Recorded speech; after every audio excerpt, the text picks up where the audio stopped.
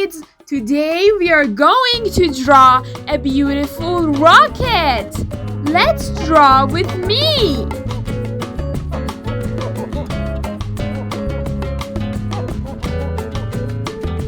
At first, it looks like a fish, but it's not a fish.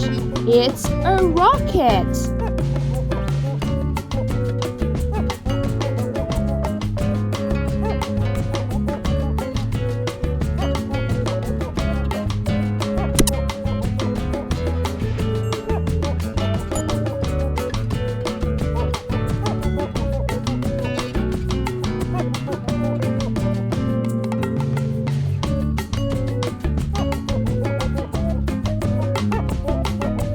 Now we finished drawing our rocket.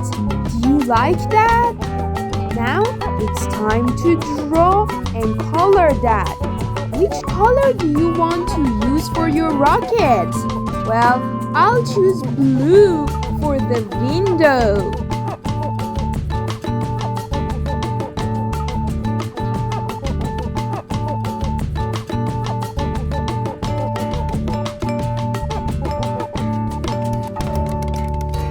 Now, red for the head of our rocket.